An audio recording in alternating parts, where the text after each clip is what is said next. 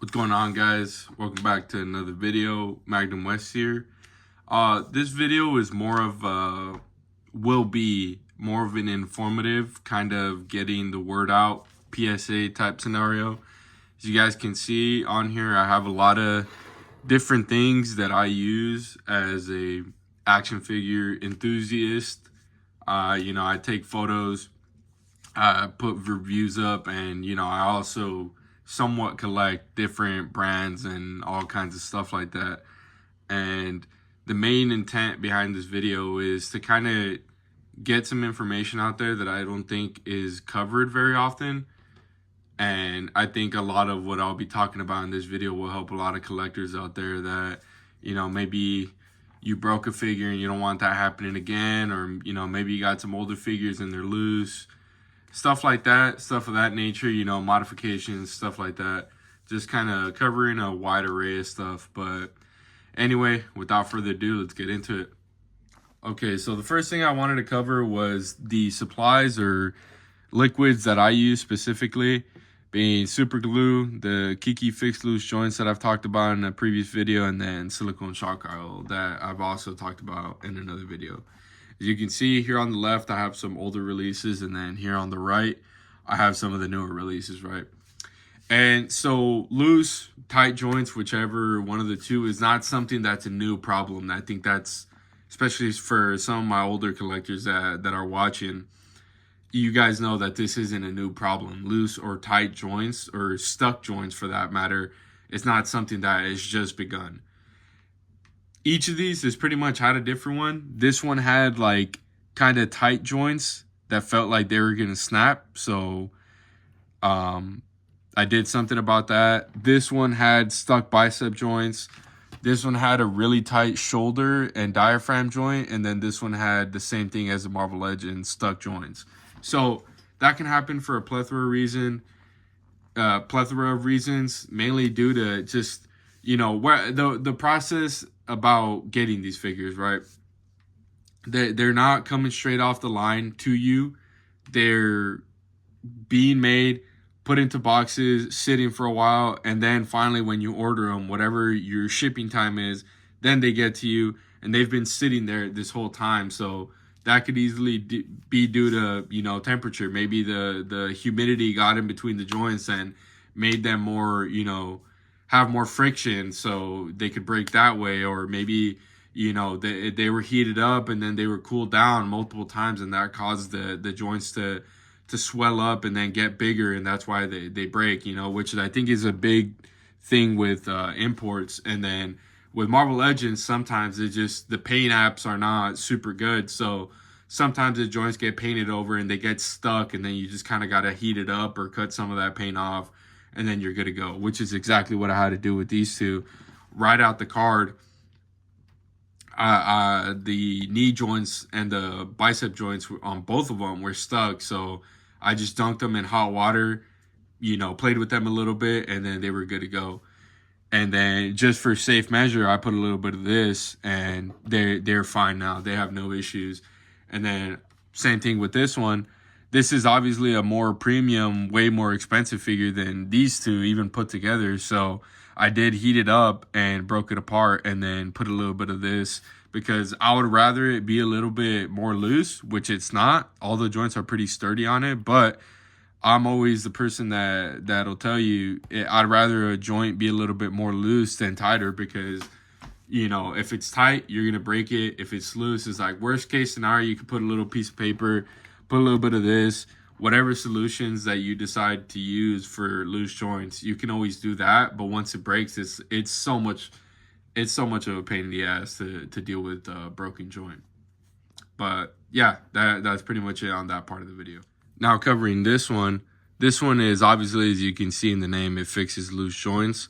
I had to use it on the knees and the shoulder peg because it was really loose on this guy. And I mean, as you can see, it's not loose anymore. Tapping that pretty hard. It's not loose anymore. And that's just kind of something that, like I said, with older figures, maybe you pose them around a lot. You're gonna prevent, that really annoying figure that's constantly diving off the shelf because he has loose freaking ankle joints or knee joints, and he just keeps toppling over, and you don't want to deal with that. So getting this is definitely going to help out with those older figures, any used figures that you've posed a lot. This is going to help you with that a lot. Okay, now for this part of the video, I wanted to talk about kind of my whole inspiration for making this video was I don't want to name exact accounts that I've seen, but I've just seen it a lot with a lot of the newer figures. I don't know if it's necessarily due to QC or it's just whatever issues. I've seen a lot on Reddit, Instagram, on YouTube, people just straight up breaking their figures, right? And like I said, it could always be just a QC with the issue or with that issue of that figure. But sometimes there's a lot of things that you can do to prevent that, right? So on screen, obviously, as you can see, I have super glue, the oil that I was talking about earlier, a heat gun, and then this is the figure that I worked on, right? So this figure, when I got it was pretty good right out of the box. I didn't ever have any issues with it, but I took it upon myself to try to reduce the paint on the figure because I was going to prime it and then repaint it. But, not knowing a whole lot on how to strip paint properly, especially off of plastic without ruining it, I kind of messed it up. And thankfully, as you can see, I was able to kind of salvage it. It looks pretty good. But it didn't go without its, mishaps. And unfortunately, in my case, so for Mafex, they have a peg that starts at the forearm. It's this joint, and it pegs into the forearm, and then the bicep sleeves on, and then has a little bit of the peg sticking out on top of the bicep, and then it pegs into the shoulder. And so when I went to heat up the shoulder, I guess I didn't heat it up enough, and I snapped that peg in half. And thankfully, it was clean enough snap that I was just able to put some super glue on it and leave it on there. But due to where it snapped and how it broke, and I think the glue might have set in between the joint, I can only get that much out of the bicep now versus this, So it is a pretty big difference, but hey, that's the price you pay when you do things without research, right? Okay, and for this part of the video, I wanted to take a deeper dive into kind of the why, right? Sometimes how some of these figures right out of the box, you pose them around and, they feel tight. And, sometimes people don't take the proper precautions and you end up breaking the figure. I think, and I don't work in a freaking, factory where they make action figures, so I don't know for sure. But my best guess is typically the way things work and how it works for a factory is you have to take into consideration the temperatures, right?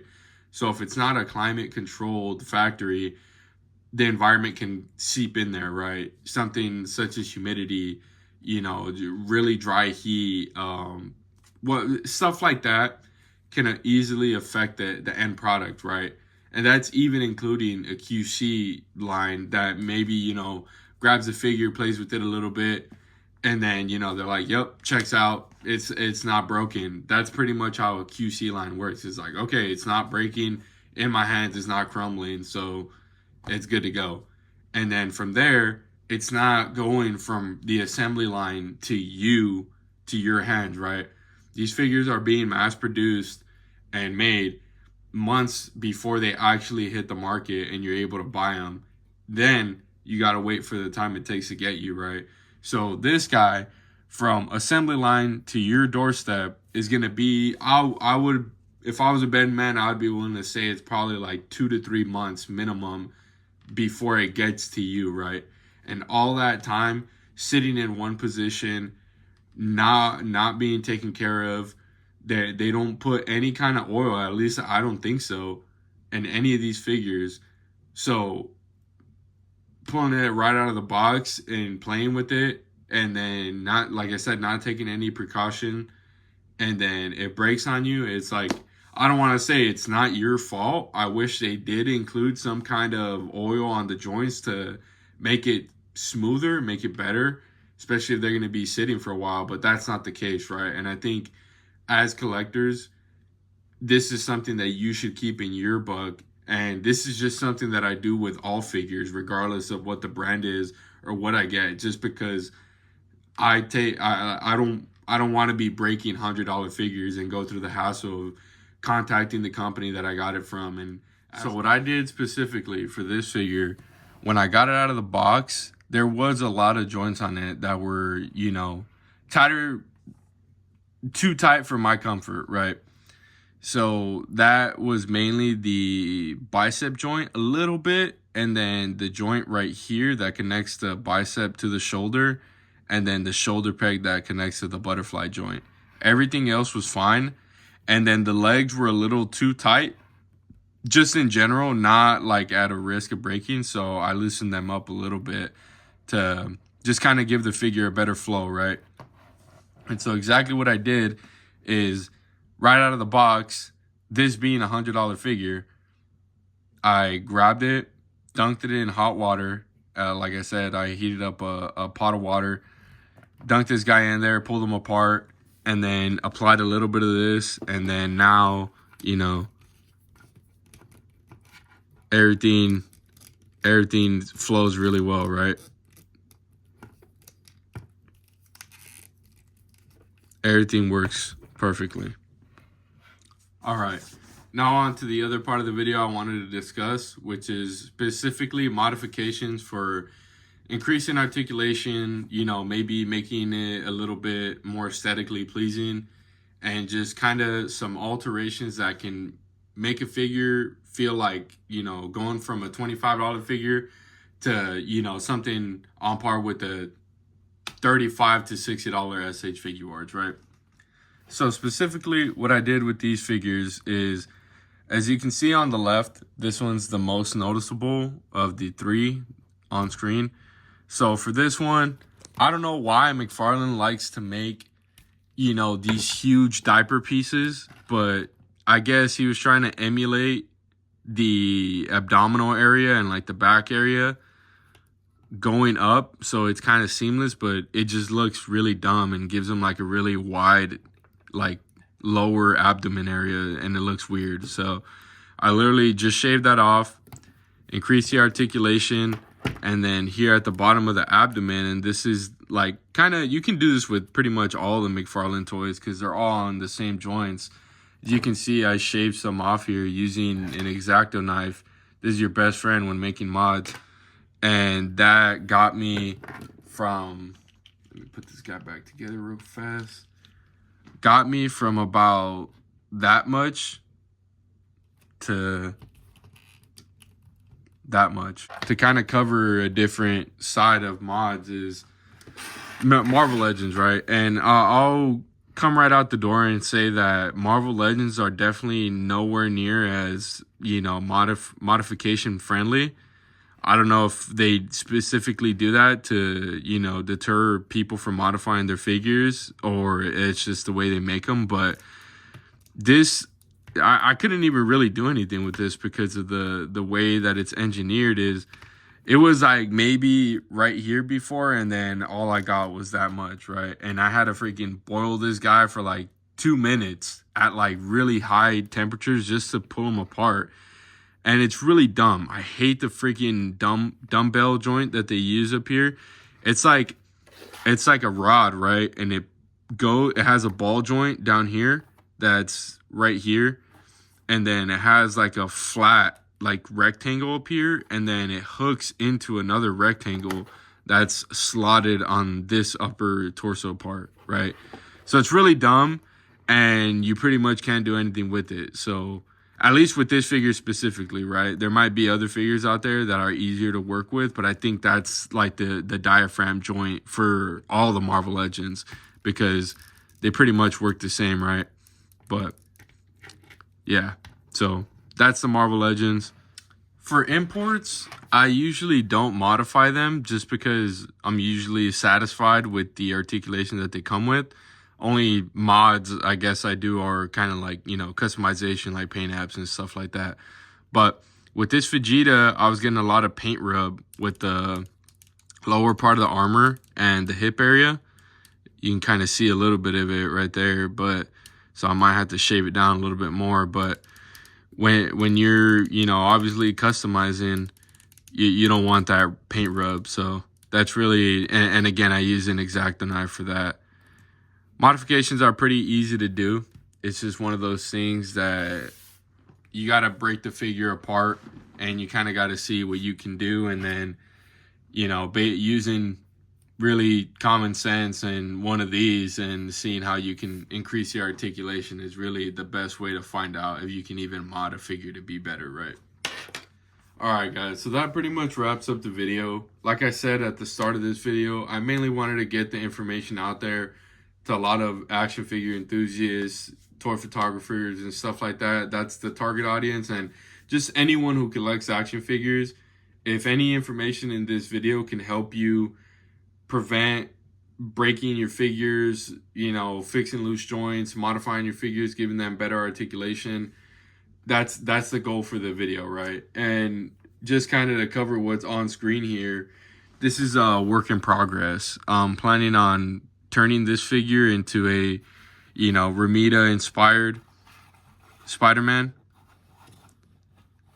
After getting this statue, it sparked my interest in making a Spider-Man custom, and as you can see, I've already done a lot of the sculpt work. I'm not done with the sculpting, and my brother actually recommended I make a video on kind of the process to give you guys a closer look on how it is when making custom figures. So I'm going to take his advice and make a video on it. So be on the lookout for that. As I mentioned, I am working on the Marvel Legends Carnage review. And it'll probably, I might do a double upload today. I'm not sure. If not, I'll upload it sometime in the future. But if you guys found this video informative, you guys like what you see here, I'm all about getting more information, right? If there's anything I missed or you have questions on anything regarding this topic, please drop it down in the comments and I'll be sure to get back to you as soon as possible. As always, like, share, subscribe. Go follow me on Instagram because I always post stuff on there as well. And yeah, thank you guys for watching. And as always, take it easy.